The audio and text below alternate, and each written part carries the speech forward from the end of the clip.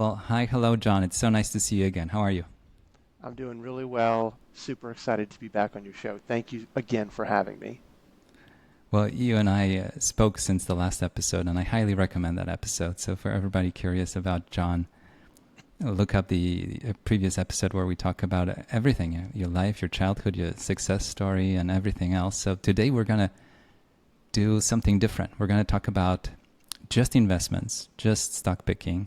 And I'm very, very curious to learn more about your process, how you find ideas, how do you know they are the right ones, and I have so many questions about it, but I'll let you take it from here and I'll jump in here and there. But tell me more about your experience and what's it like and what kind of businesses you look for and why.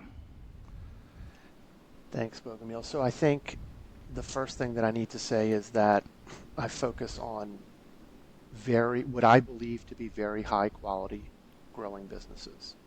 Um, I think there are moats, and then I think there are real moats, real durable moats. And you hear a lot of investors say that, a certain business may have a moat.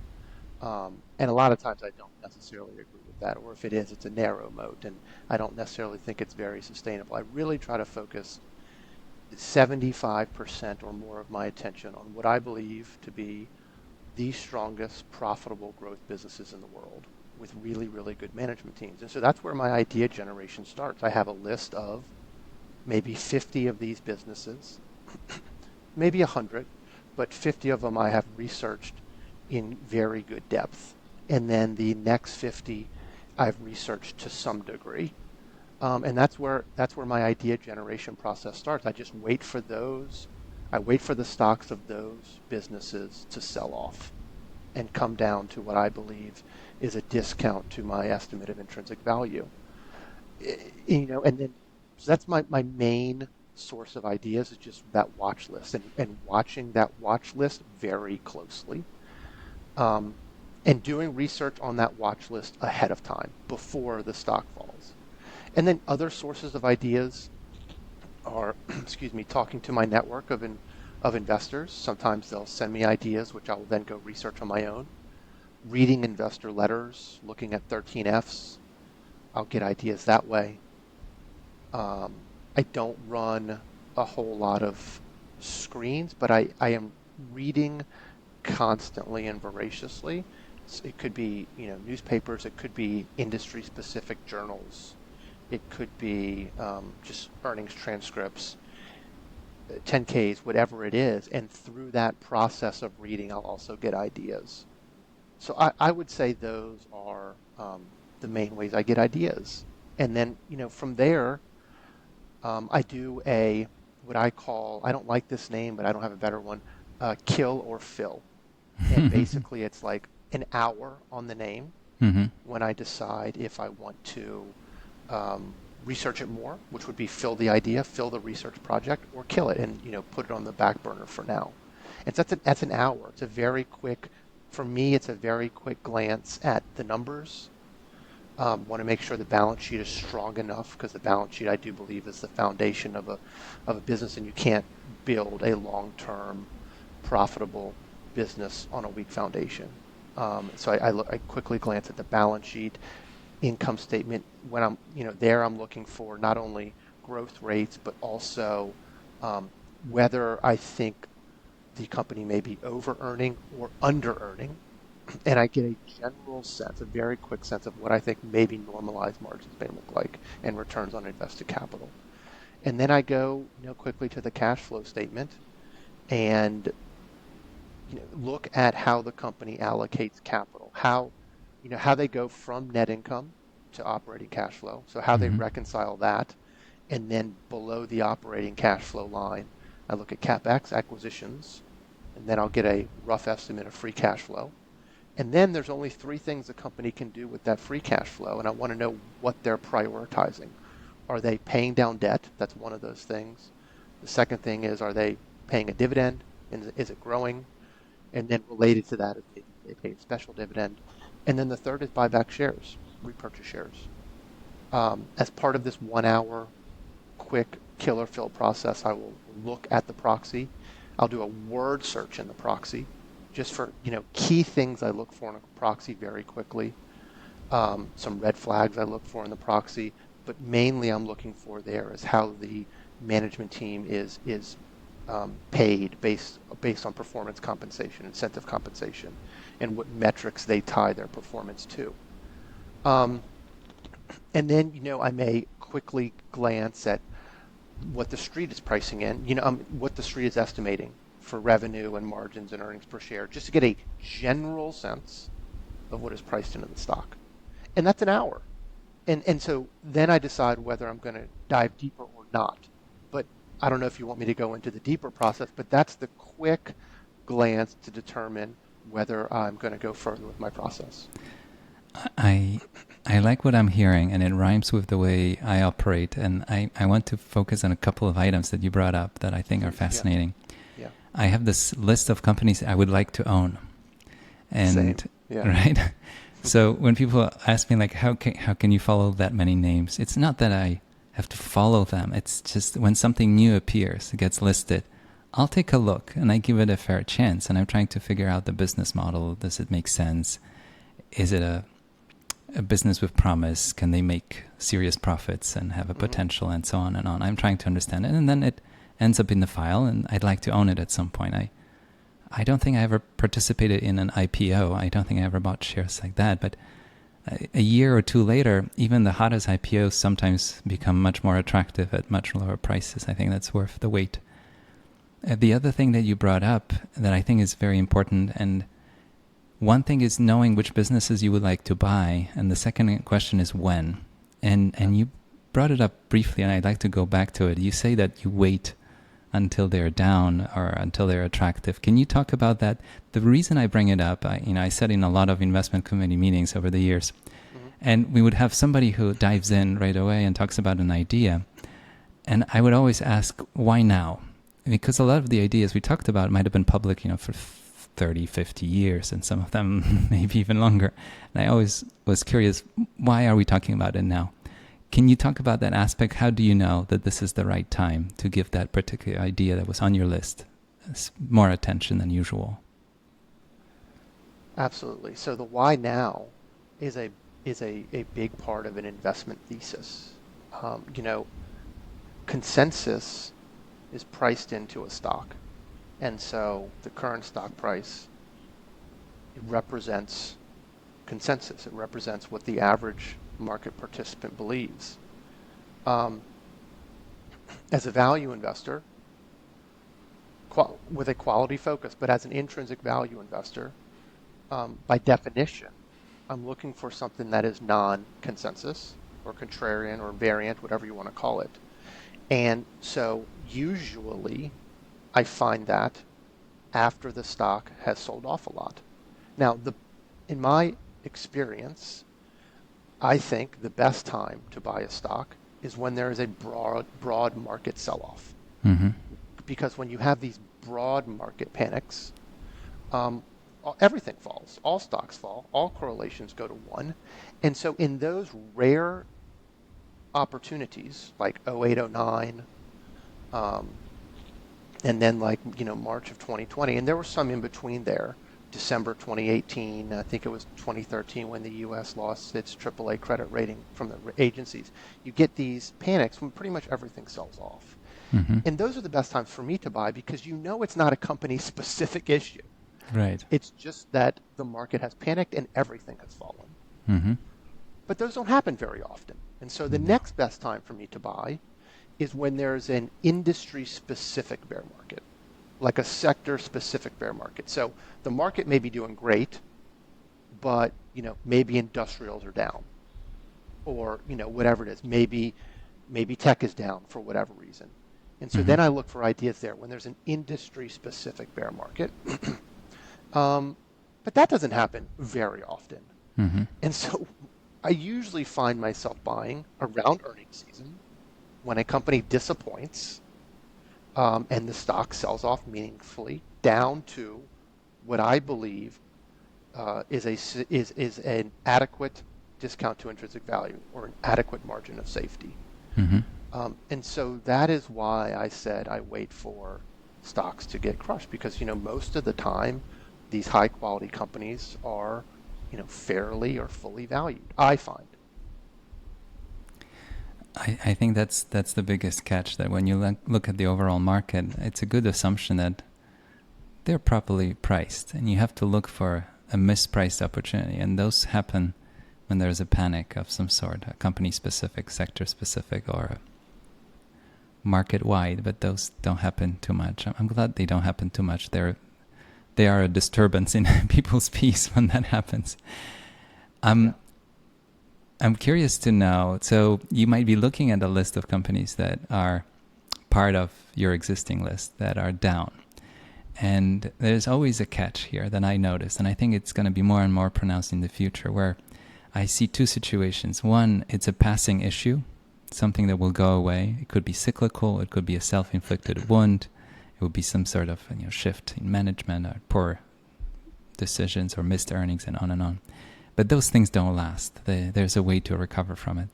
But I think the catch is, and I've noticed a lot of investors get caught in that trap, is that they think it's a passing issue, but something has changed, and it won't be the same in the future. How do you distinguish between the two so you don't get caught with an idea that a stock that got cheaper and cheaper and cheaper, and maybe the consumer moved away, maybe there's another competitor, maybe there's some regulatory change in the industry. It won't be the same. How do you judge that? So it's an excellent question. The first thing I'll say is that companies can also permanently change for the better. True. So not just for the worse. Maybe at a high level. Just as a quick example of that, without mentioning a company, at a high level,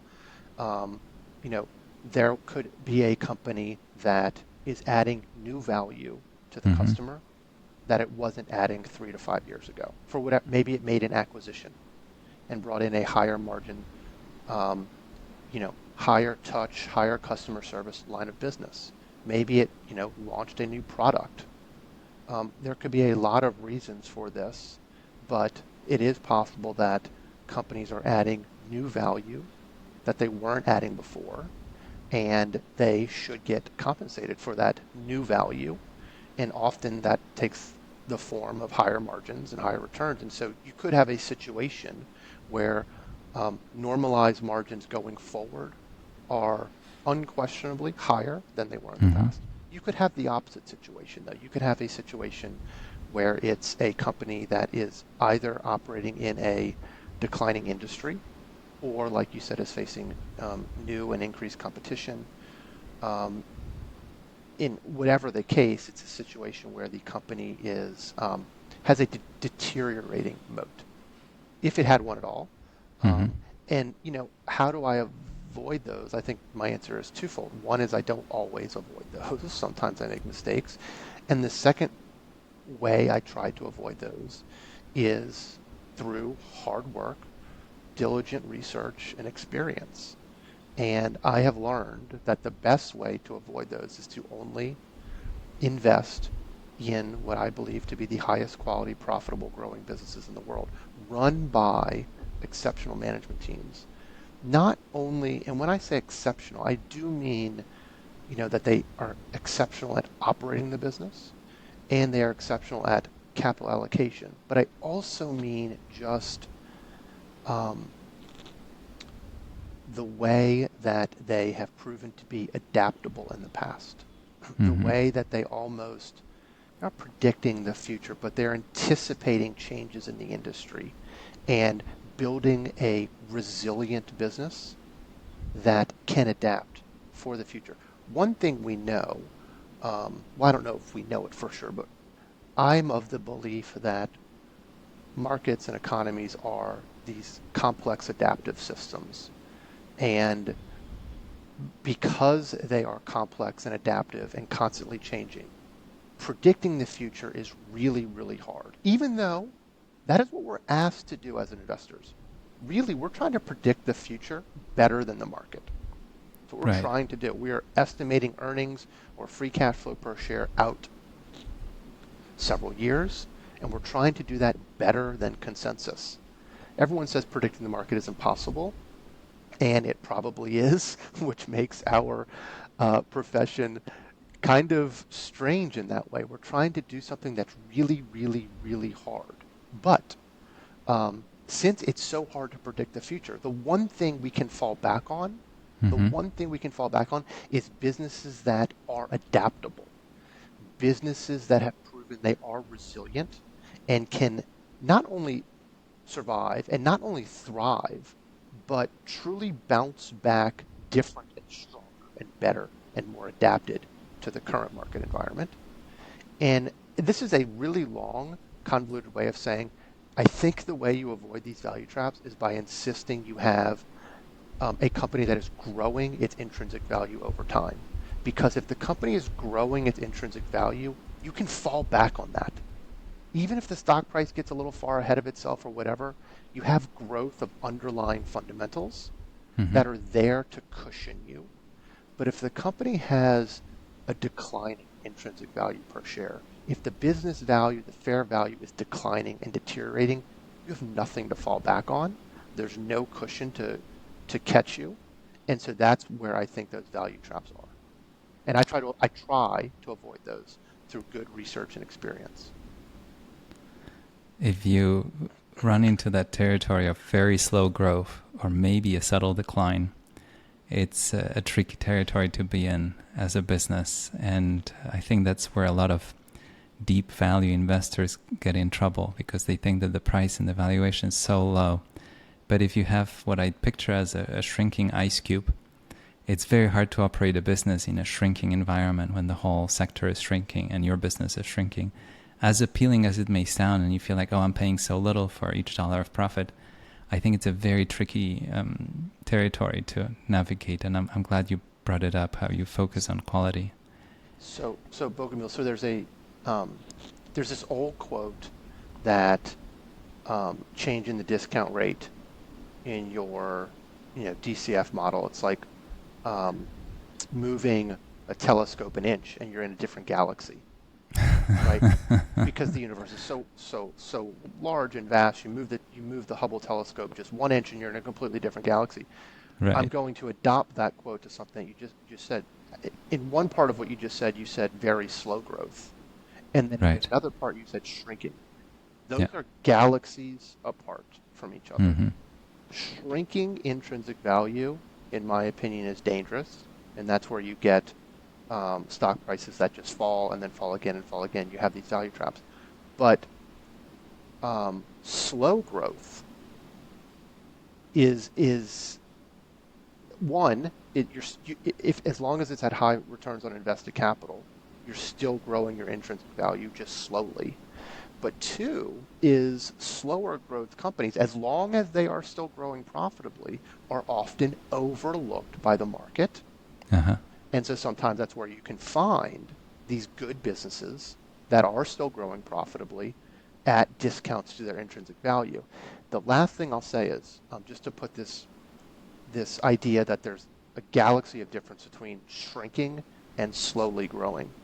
When I interviewed Bill Nygren this year in a print interview, he gave the example of if a company is not growing, it has stable growth. It's not shrinking, but it's in a stable state in perpetuity, and it has free cash flow conversion of 100%. So its free cash flow is roughly equal to its net income, and it's trading at a PE of 6. That company, in perpetuity, could buy back 17% of the shares annually and grow earnings per share by 20% per year. So this is a no-growth company, not growing 1 penny. It's just in a stable state, and you can still grow per share value by 20% per year through intelligent capital allocation, through buybacks at a very low PE. Yeah, it's an interesting territory, and I'm glad you brought it up.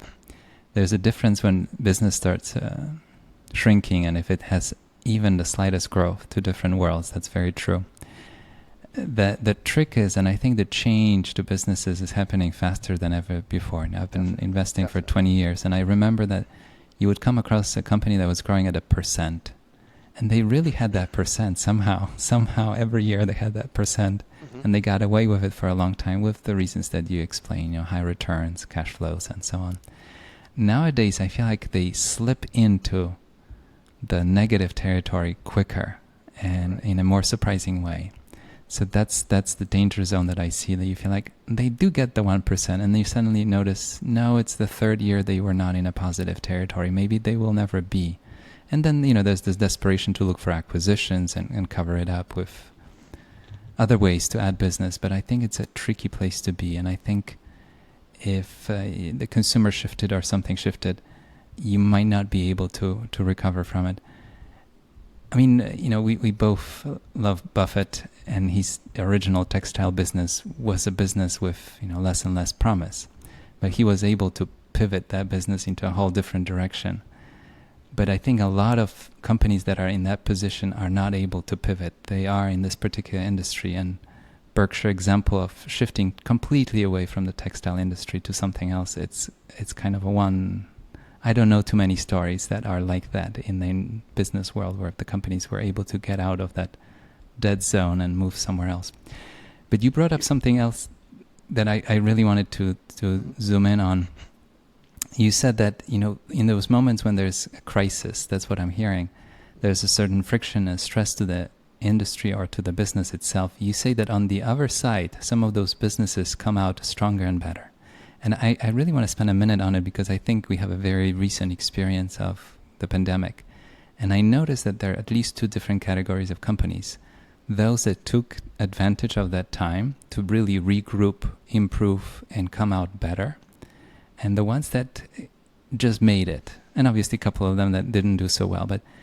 But the ones that really took advantage of this time, they improved their cost structure, they improved the business, they grew, they added new markets, and you can see that they're bigger and better. And in some cases, they might be even priced at the same level they were priced before the pandemic.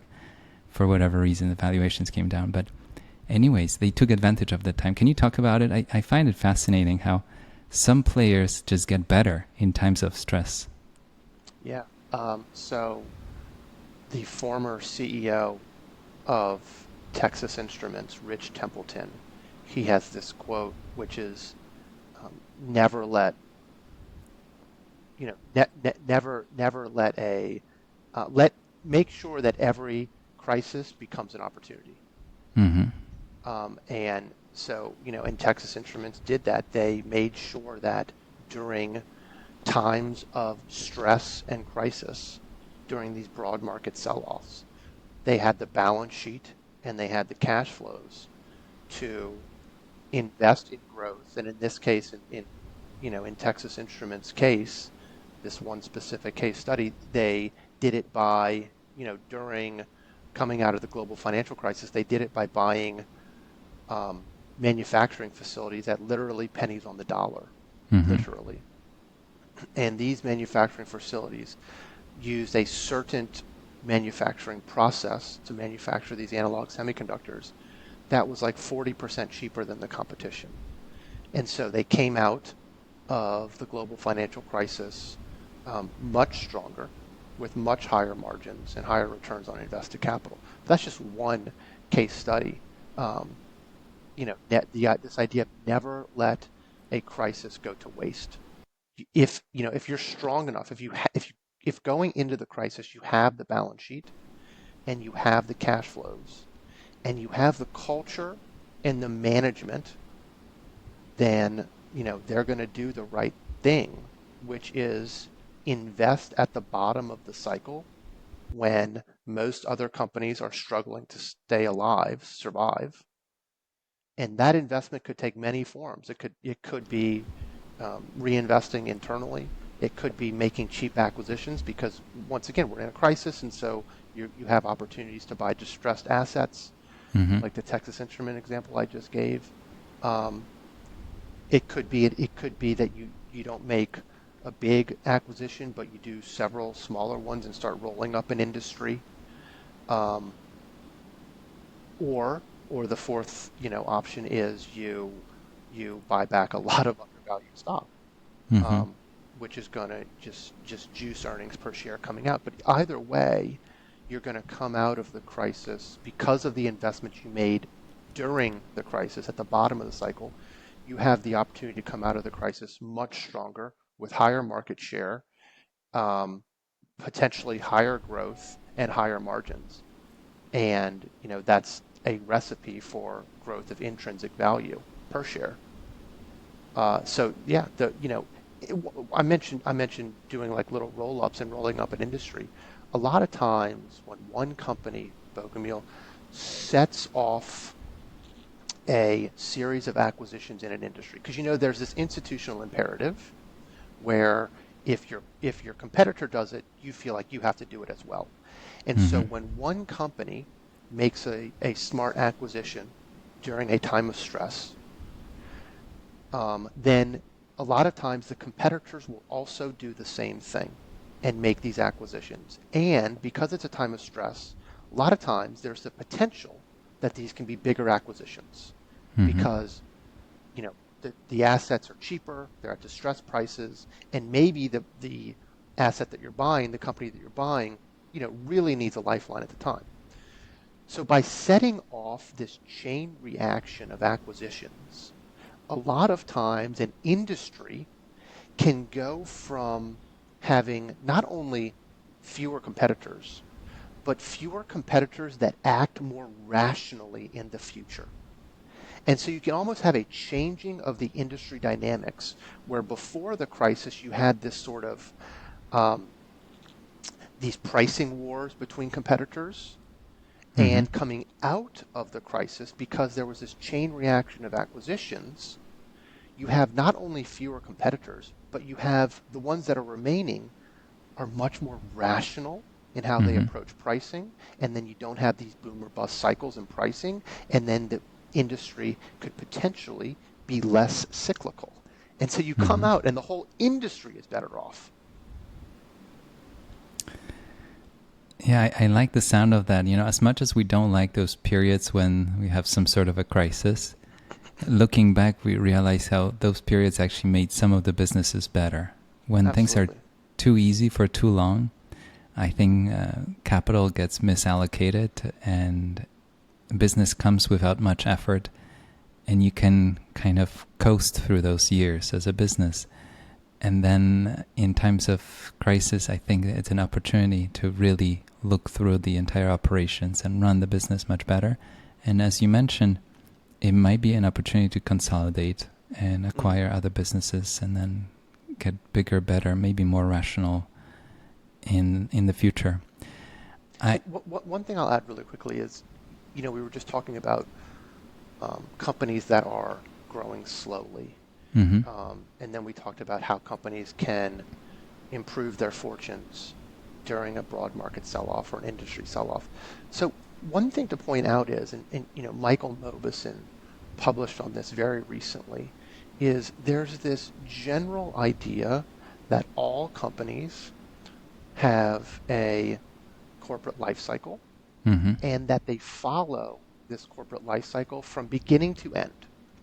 It's just Right. not how it works. Mm-hmm. It's just not how, there's this idea that companies are founded, and so that's the startup phase of the life cycle, and then they have the growth phase of the life cycle, and then they have the sort of maturity, stable state phase of the life cycle, and then they have a declining phase of the life cycle. But it's not linear like that. No. They don't follow these S curves in a straight line. What Mauboussin recently wrote about, and his partner Dan Callahan, is that these life cycles are dynamic, Mm-hmm. and companies can jump and shift up or down the life cycle. Mm-hmm. So they could go from, they could, it has happened, go from stable or even declining and jump all the way back to the growth stage of the life cycle. Mm-hmm. And so life cycles shouldn't necessarily be measured based on a company's age or even based on, you know, where the company currently is in its life cycle. The best example of that for another quick case study was Apple was very young in age when it was literally on the verge of going out of business.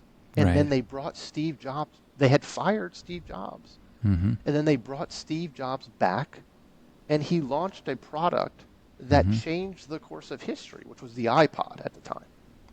It was the iPod. And it changed the course of history. And then from the iPod, grew the iPhone. And the iPhone became arguably the most important, definitely the most profitable, and arguably the most important consumer product ever invented, ever created, because not only did it put a computer, a high performance, high power computer in everyone's pocket or pocketbook, but it accelerated the growth of all of the other major internet companies dramatically. I mean, because, Facebook, for example, went from desktop to smartphone. People were watching Netflix. People were buying Amazon. Second life. Exactly. Yeah. So not only did Apple get a second life, but it dramatically accelerated the growth of all of these other mega cap tech companies, because everyone started to shop on their phones and get entertainment on their phones and search for information on their phones and whatever it is. And so Facebook got a boost, and Google got a boost, and Netflix got a boost, and Amazon got a boost, and all these other social media apps got a boost, and on and on. And so companies don't follow. Sometimes they do follow a linear corporate life cycle, but a lot of times it's much more dynamic than that. And that's what makes investing so hard. But so fascinating, right? Because there are new opportunities in places where you thought you ran out of opportunities. Exactly. I wrote down a couple of things that I want to come back to.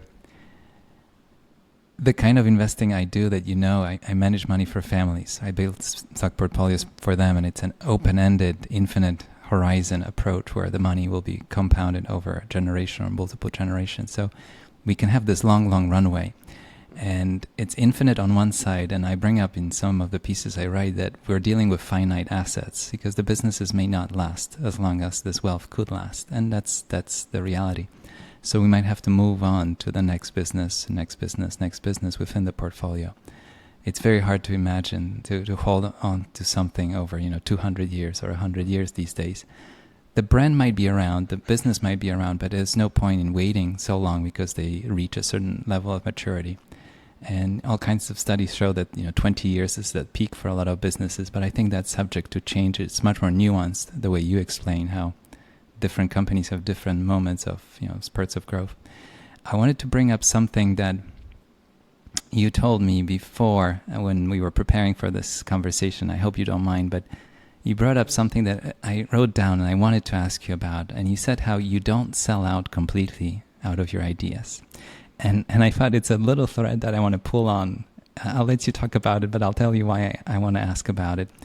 Is that true that you don't sell out? You tend not to sell out completely out of your ideas?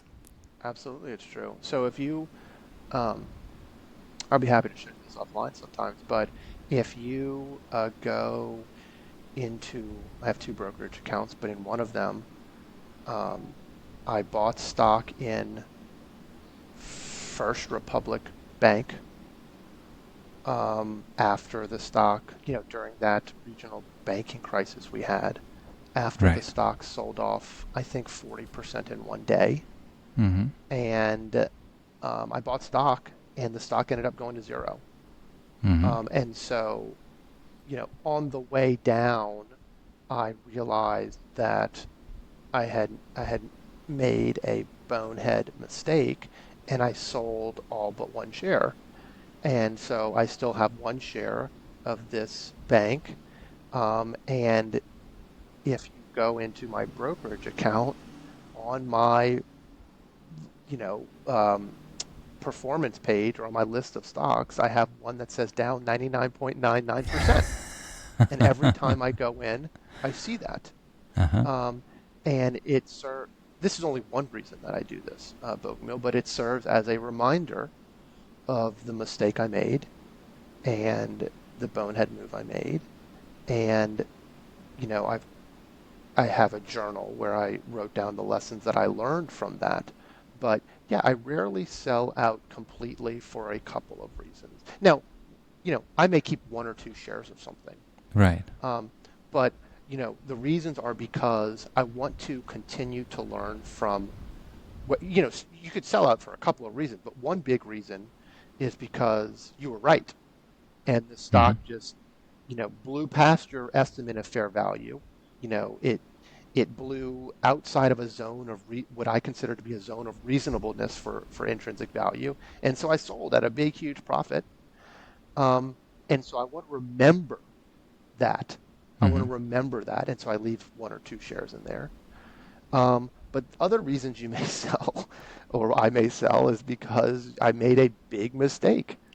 And I leave one or two shares there. And there's other reasons to sell as well, but I leave one or two shares there to remember the mistake that I made years and years down the road, and to continue learning from it. Because every Hmm. time that I don't log into my account very often because I don't buy very often, but every time I log in, I see those mistakes, um, or those wins. I was going to And ask about those wins because you yes, must have some, and you don't have to mention specific names. But the reason I bring up the mistakes are one side of it, the wins, and it's a theme that comes up in this conversation. I'll ask you more about it in a second. But the companies that you own, they can surprise you in a positive way as well. You thought that this is all they can do, but they do actually more. You mentioned Apple is a case study, well researched, everybody knows it, where the company became bigger and better and bigger and better. And there are other stories like that. The reason I want to bring it up is that there's a certain obsession in the financial industry with price targets. And I worked with quite a few individuals that were just in love with price targets. If I said it was a $50 stock, it was very hard to convince somebody to hold it beyond the $50 mark. And I always felt like I'd rather be directionally correct, that we bought the right business at the right price. And let's be a little bit shy and hesitant about selling it. That's why when you said to me before we recorded a few weeks ago that you don't sell out completely, I really like that idea. And then somebody else told me about it, how they hold on to a few shares. Because you can be surprised. And I've seen client accounts like that, where we had a 1% position that became a 10% position, and then we trimmed it all the way back to 1 eventually. But that 1 became 3 and 4 again because that exactly. stock continued to go up. These are the 100x stocks that Chris Mayer talks about. Absolutely. The power that this little position can have still in the portfolio is huge. So it's something that I keep on going back to and learning from it, how if you've done the research, if you picked the right business, if you bought it at the right price, be very slow selling it. I think being slow in general helps in moments like this, but be very slow selling it, and there might be more money on the table. And that's the other reason that I leave shares. And, I gave the example that sometimes I will keep one or two shares, but oftentimes I'm just trimming a little bit off the top, right? Right. And I'm keeping several, I'm keeping, hundreds or thousands of shares, whatever it is. Mm-hmm. Um, but yeah, and it's because of what you just said. I'm focused on what I believe to be the highest quality, profitable growth businesses in the world. And so great businesses find ways to grow profitably. We just talked about S curves. They stack new S curves on top of their Mm-hmm. original S curves. Amazon is a great example as a case study. It started off as an online retailer. It started off as just a bookseller and DVD seller, and then it Right. grew into an everything store, online retailer, and then AWS, again, an entirely different business. Right. I mean, entirely different. And now it has stacked even additional S curves on top, whether it's advertising, whether it's logistics, whether it's healthcare. And so like you said, that's another reason I don't sell out completely, is because great businesses find ways to surprise you to the upside more often than not, I would say. And it goes back to what we talked about a minute ago with these, corporate life cycles. They're dynamic. Mm-hmm. Companies can jump either forward or backward on that life cycle, and you don't always know when it's going to happen. And so, but yeah, there are companies that I have sold I've sold more on a dollar basis than I ever bought because they went up so many times. Like a 10 bagger, 20 bagger, 100 bagger, whatever it is. Right. And so you trim it down, but it's still there. And the final reason I keep stocks is because there could be industries that are out of favor for 5 or 10 years, Bougainville, and then all of a sudden they're in favor again. And Right. that's just so hard to predict. And Mm-hmm. so I keep some. Mm-hmm. And so, yeah, I almost never sell out completely. When I'm hearing you, I'm thinking of the mantra that I have, and I mention it quite often, that I want to be the least wrong. And I Mm-hmm. apply it across the board, both in terms of the mistakes and the winners, right? And you can have a lot of mistakes, but if they're small enough, they won't hurt you enough to matter. But on the winning side, I want to be the least wrong so I don't leave too much money on the table and exit something just because it hit some arbitrary price target. John, Absolutely. I really want to spend a minute or two or maybe more talking about your work at Motley Fool as much as you want to share, and the fact that you held a number one position for many years on all the key metrics. And can you talk more about it? And especially the part I'm curious about is, why do you think that was the case? How did you manage to perform so well? And what was the secret? What were the lessons, and how you maybe apply those lessons these days in your work going forward to be able to maintain a good record? Yeah, I appreciate this question. I really do, because I don't talk about my record in public. I don't talk about it on Twitter. I don't ever post my holdings or my daily performance like you see sometimes, monthly performance, year-to-date performance. I just don't do any of that. I'm a very private investor. But at the Motley Fool, which is just a great place to work, every analyst on the investing team, everyone all the way up to chief investment officer, is required to manage a model portfolio, and that model portfolio is we are measured across three metrics relative to the S&P 500 since inception. Our accuracy ratio, which is like our batting average, the number of our stocks that outperform versus the number that underperform the market. Mm-hmm. And then the third is the information ratio, which is it's a ratio used by all the hedge funds, and it's a measure of risk-adjusted returns that incorporates the Sharpe ratio. And we incepted this model portfolio in 2014, and so I was there for the inception, and so I had 8.5 years of performance, Mm-hmm. and I was, when I left the Motley Fool, in first place across all three of those metrics. Whenever I talk about this, though, I go back to this old Bill Gross quote, and I believe it was a Barron's interview when he retired from PIMCO. So, Mm-hmm. we're talking about almost a decade ago. And at the time, he had just an incredible record of fixed income management, just incredible. Right. And he said something to the effect of, "I don't think I've been doing this long enough to say that I'm great." And it was one of the most humble statements I've ever heard, because he was clearly the best fixed income manager in the world. He built the biggest fixed income business, investment management company in the world. Right. But he explained that he did that through a 40-year bull market in bonds. Right. And, and if 35 or 40 years wasn't long enough for Bill Gross to finally say that he was great, 8.5 years is definitely not long enough for me. Mm-hmm. But over those 8.5 years, the performance was, I would say, exceptional. And I was in first place across all of those three metrics, and some of them by a large margin. And I'll just briefly talk about my strategy, which will hopefully answer the question of why I think I was able to do it. In 8.5 years, I never owned um, a profitless company, not in 8.5 years. So, That's a good start. yeah.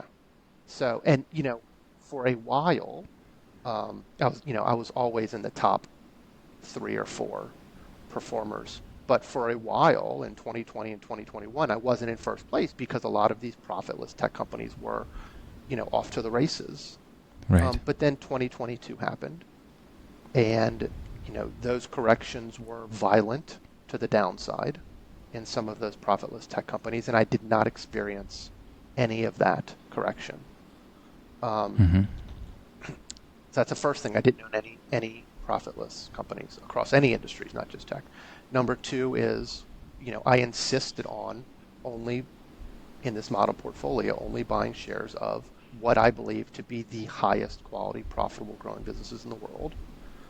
Number three is I insisted on valuation. I'm an intrinsic value investor. So, most of the companies were trading at, what I believe to be very attractive multiples of normalized earnings, high free cash flow yields, but they were also growing. And so, I was estimating these companies had IRR potential of, anywhere from 10 to 20% plus. So I invested kind of across the spectrum of growth and valuation, but, really good IRR potential. At the portfolio level, I thought maybe, the portfolio could compound at 15% annualized.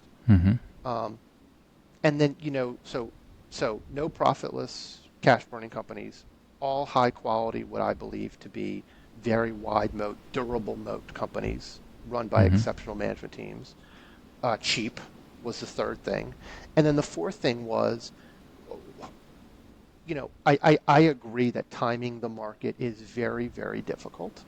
But when people started to buy pet rocks, PDFs of cartoon characters, all these crypto coins and NFTs, and when we had the celebrity SPACs and all of this other stuff, I raised a lot of cash, and so there was a luck component to it as well, and so going into 2022, I probably had 20% cash, and so a combination of just having that cash cushion.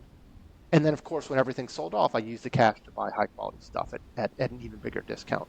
So it just worked out well. There was some luck involved, but I think I had a good strategy running a concentrated, quality value portfolio. I don't think I ever had more than 20 names in the portfolio. But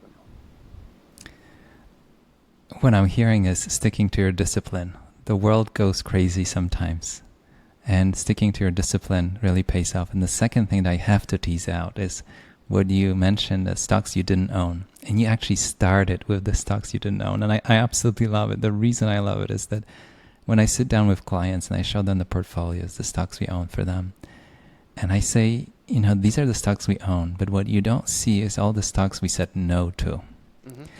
And I think it's such a powerful but undervalued aspect of managing money, especially when you think about building a portfolio.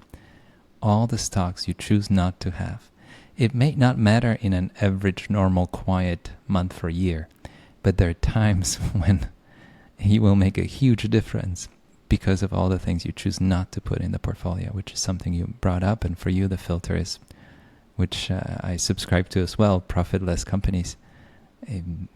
No, thank you. And, there's a whole list of stocks that I would say no, thank you, for various reasons. And being very disciplined about it, I think it's very important.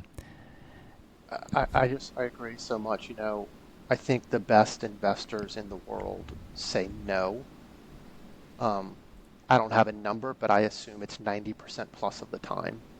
And if you read, I think it's one of the best investing books I've ever read, Richer, Wiser, Happier by William Green.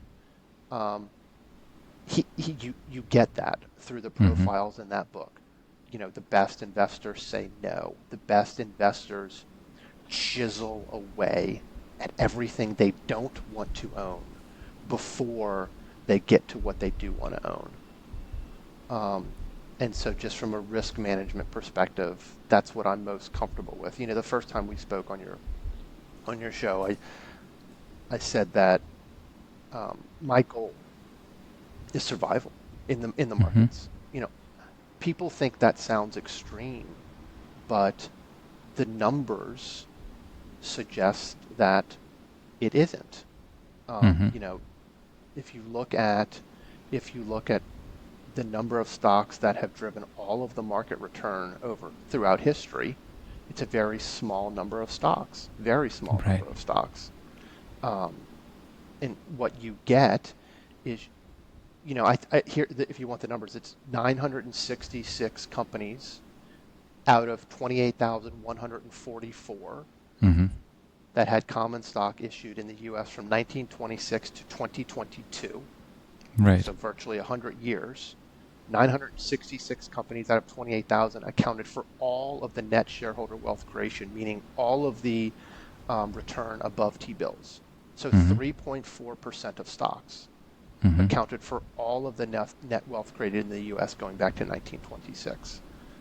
And so what you get is markets are driven by right tail events, and Broad Run, excellent investment management firm, they wrote about this in their most recent letter, but I've also tweeted a lot about this study that I just referenced.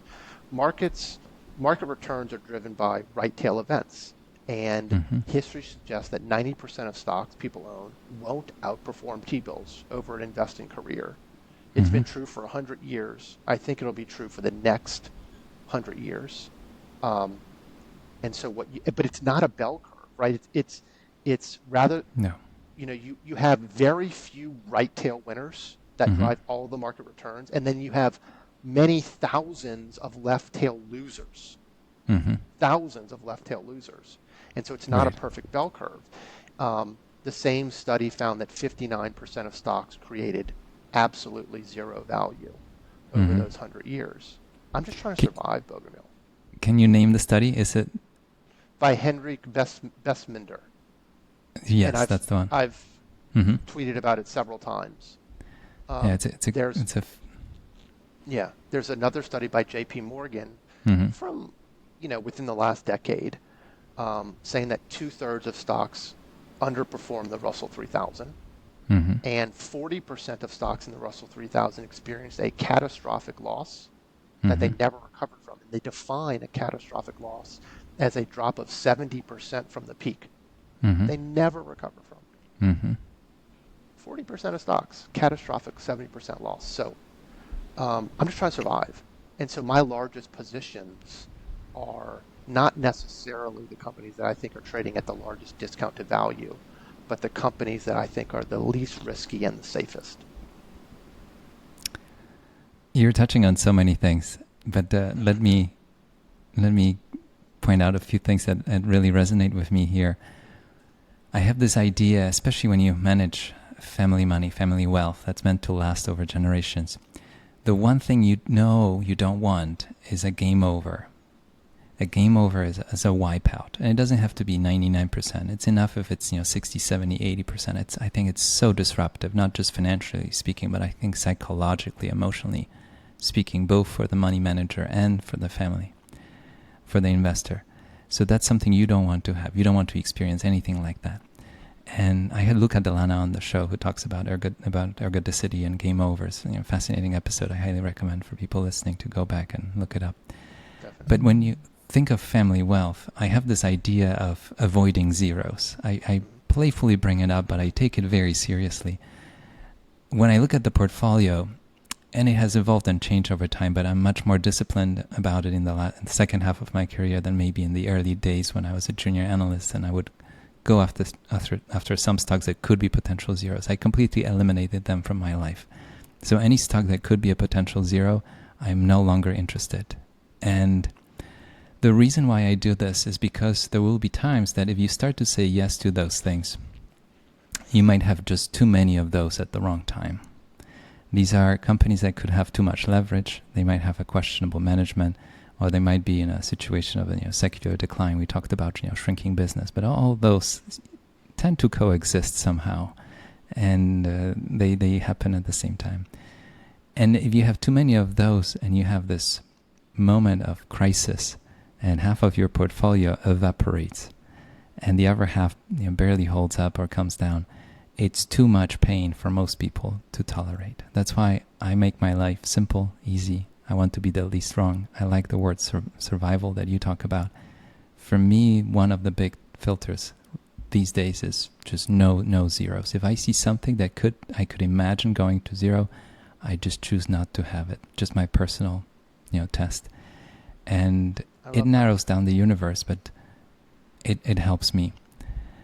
The other point that you brought up, and I've been thinking about it quite a lot since Omaha, since going to Berkshire this year, how we look at Buffett and Munger, and we see that the stocks that they chose to have in their portfolio and that they benefited so much and they created so much wealth for themselves and all the shareholders of Berkshire. But the fact that those businesses were even available, and it's like this big picture admiration and my fascination with the stock market as an invention, right? That we have this place that was created way back, obviously developed and changed over time, and I think it's much more mature than it was, 100 years ago. And in some places, it's still not, I think, mature enough, where you can go and buy shares of companies and become a minority shareholder, and you're treated equally as if you were the family member of the original family that founded it. And Buffett, obviously it's at the top of the profession that reminds us that he's treating us the same way he's treating his sister. Having that kind of a setup where you don't have to know anybody, it doesn't matter who you are, but you can go in and buy shares of some incredible businesses and become effectively a business partner in so many incredible businesses, right? And having the tools that you bring up in this conversation that allow you to narrow it down and pick the 50 or 100 that you would ever even consider owning, and then having the discipline, that's why I brought up the word discipline, that you deliberately go in and buy them at the price that makes sense. So before I let you go, and I have a few more questions, I want to ask you about valuations, because you bring it up quite a bit, how paying low multiples works. Can you talk about it, why it works? And it's not something that's very intuitive for a lot of people, why it really matters how much you paid. So let me just quickly say that a lot of people bash on multiples as a shortcut, and that can be true, but multiples are also just a truncated DCF. There's math that goes into these multiples. The multiples are driven by return on incremental invested capital, NOPAT growth, and risk that flows through the model as the cost of capital. So if you know how to use multiples properly, and you're using them on normalized mid-cycle earnings, absolutely helpful. Not only helpful, but we know from an interview Todd Combs had with Michael Mauboussin at a breakfast at Columbia Business School in November of 2022. We know that Buffett uses them all the time, because Todd Combs said that he goes to Buffett's house every Saturday, and they run through a framework, and Buffett asks him which stocks in the S&P 500 are trading at 15 times next 12 months earnings or less. And then, there's two other parts of that framework. It's which, and we think will have higher earnings 5 years from now, and that we think can compound earnings per share by at least 7% over the next 5 years. But it starts with that 15 multiple. And if you look at almost every single Buffett purchase, literally almost every single one, he's never paid more than 15 times forward earnings, except for Precision Castparts, when he paid 19 times forward. And then he ended up writing it down by $10 billion. And he actually came out and said, I have the Reuters article, that he overestimated normalized earnings. So it was a mistake. He may have not thought he was paying 19 times because he overestimated earnings. Right. I think there's several reasons that if your goal is to compound higher for longer, mathematical reasons why paying lower multiples can be a huge driver of long-term compounding. Number one is you have a higher starting coupon, whether you're looking at an earnings yield or a free cash flow yield. If you start at 10%, and the company can just maintain those cash flows, that's an expected forward rate of return of 10% with no growth. So higher starting coupon. Number two is you avoid catastrophic blowups, like you just said. You avoid those zeros. Compounding is wonderful on the upside, but it's absolutely violently devastating on the downside. If the stock falls 50%, it has to go up 100% to break even.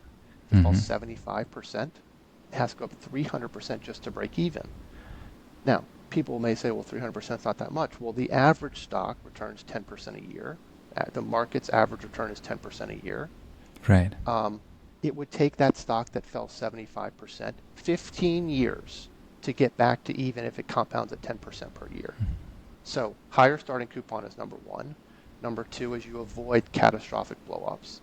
Number three is, and this is just so important, you're not constantly fighting multiple compression. It's like the Greek myth of Sisyphus. So Sisyphus was some king of some region, and Hades punished him for cheating death by forcing him to roll this huge boulder up a hill, only for it to roll back down every single time he got close to the top, and he had to repeat this agony for eternity. That's sort of how I see growth at any cost investing. You're constantly fighting the laws of financial gravity and multiple compression. So that's number three. Number four is you have the potential to benefit from multiple expansion over time. And then number five, and maybe most important, Buffett has said it time and time again, there is no surer way to grow intrinsic value per share than buybacks at a discount. There's just no surer way to do it. The math says that you can, really, really boost earnings power when you buy back undervalued stock.